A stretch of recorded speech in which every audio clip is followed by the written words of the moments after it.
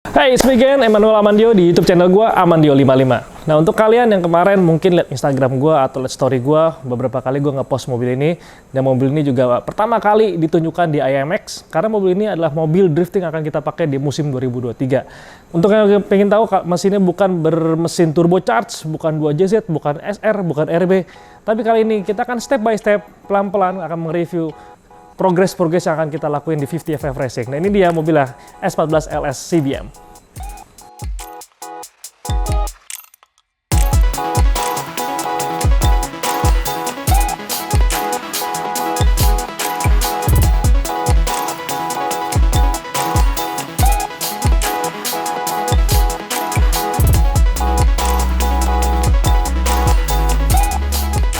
Jadi ini dia mesinnya, Nissan S14 bermesin V8 cc 6000 plus. Nah, mesin ini tipenya adalah LS, keluaran dari mobil kalau lo tahu Chevrolet Corvette. Nah, ini salah satunya adalah mesin LS3 yang aslinya dibangun dan atau enggak born dari Corvette. Nah, tapi ini bukan LS3 biasa karena ini LS3 race engine keluaran dari CBM. Nah, beberapa perbedaan mungkin banyak yang bingung, ada LS1, LS2, LS3, LS6 sampai LX7, ada LXR. Basically mesinnya tetap berkonfigurasi V8 tapi sedikit touch up dari satu mesin ke mesin lain. Nah, kecuali LS7 dia udah originally dry sump. Yang punya gue ini kali ini adalah mesin CBM race engine ber-cc 6000-an. Horsepower-nya kurang lebih kalau di NA itu sekitar 400 HP sampai 500 HP. Dan itu kalau kita compare dengan turbocharge sebenarnya kurang lebih ke 1000 HP di turbocharge, jadi kurang lebih torsinya tuh mirip-mirip. Nah, mesin kali ini fresh banget, very new, dan tidak gampang semudah kayak kita mau masukin mesin RB atau mesin-mesin lain, karena fittingan-fittingan itu sangat kompleks, terutama dari header. Kadang ada turbocharge di sini, tapi header itu benar-benar harus kita bikin semaksimum mungkin. Nah, kali ini kita dibantu sama ORD exhaust untuk bisa membentuk headernya supaya bisa fittingnya pas di mobil S14 gue. Jadi malam-malam kedatangan Mas Adit dari ORD Exhaust, kan? Kita bikin mounting buat V8.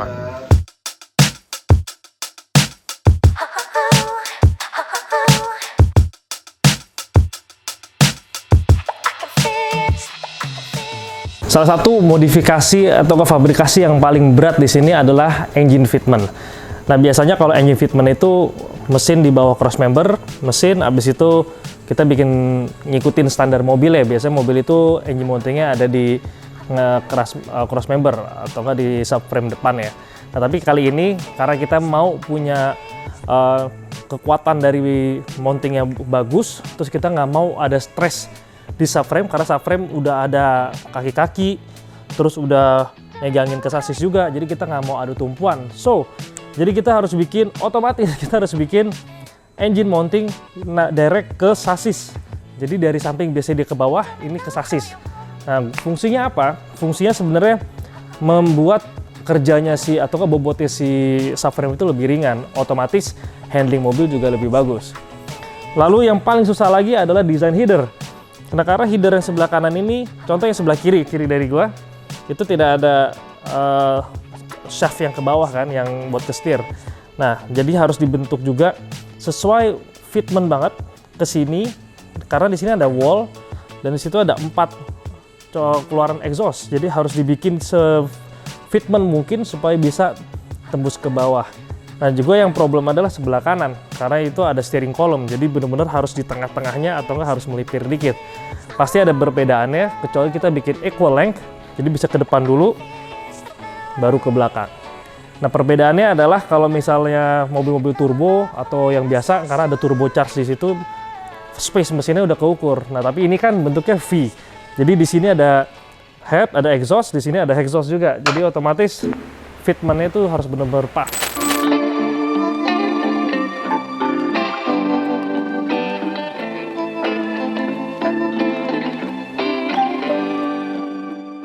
Nah, salah satu lagi adalah karena basicnya memang mobil kita bikin mobil drifting, otomatis sasisnya juga udah di reinforce. Jadi kayak di shock tower ini semua udah di welded supaya lebih kuat dan lebih stiff.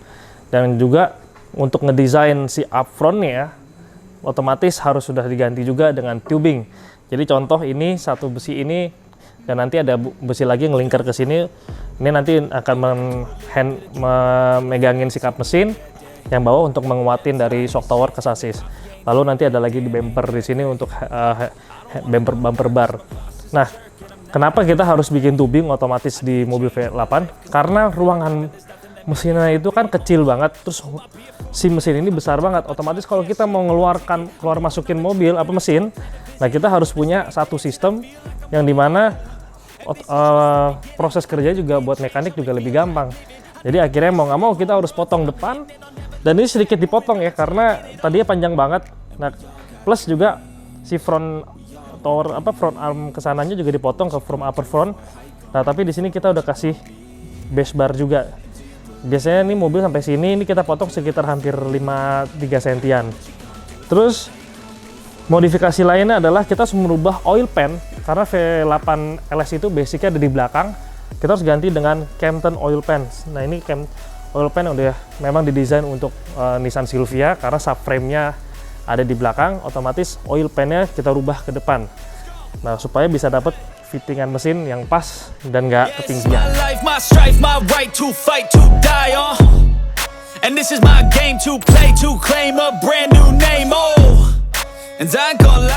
Jadi karena konsepnya mobil V8 itu kan torsinya besar banget, pasti kita juga pingin 50 and 50 balance ya kan, depan belakang juga sama supaya dapat traksinya juga dapat, handling depan juga dapat.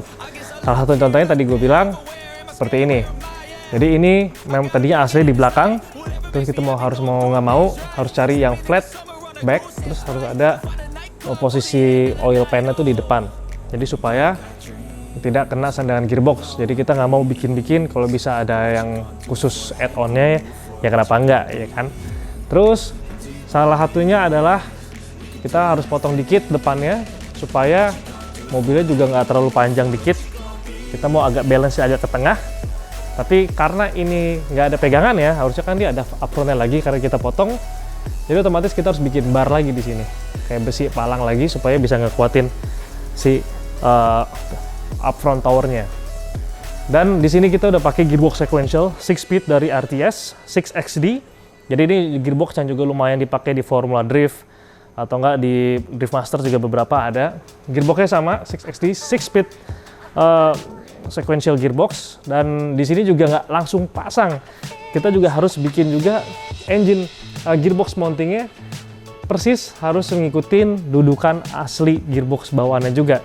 Jadi nggak segampang kita taruh mesin V8 ke Silvia, tapi harus juga beberapa titik-titik yang memang harus diperhatiin juga supaya nanti kita nggak ada problem saat kita reparasi atau nggak pas kita lagi mau copot pasang. Semua harus dipikirin mulai dari fitment. Dan juga seperti gue bilang tadi, nggak cuma shock tower juga yang di reinforce, tapi semua yang satu body ini udah mulai di reinforce juga. Karena kita berlawanan dengan getaran dan torsi yang gede.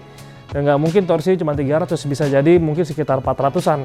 Yang dimana itu udah jauh lebih besar banget dari yang harusnya diperlukan di track Indonesia.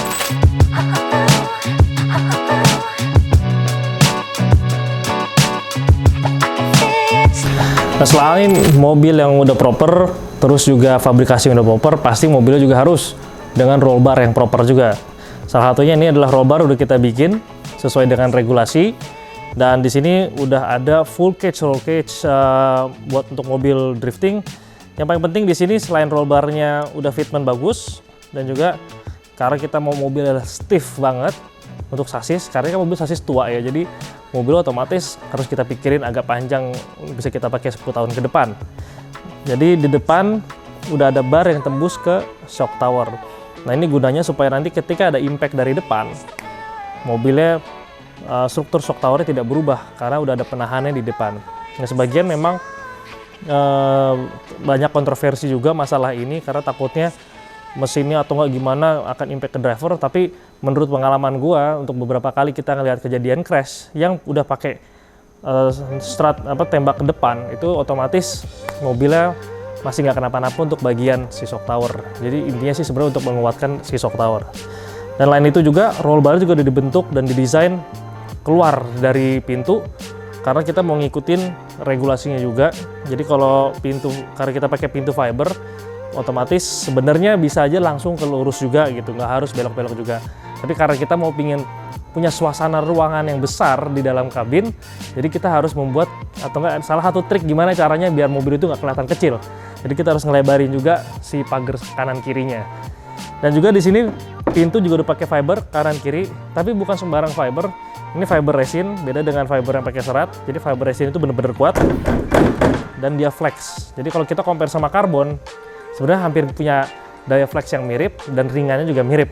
Tetapi kalau karbon mungkin sedikit lebih kuat dari resin fiber.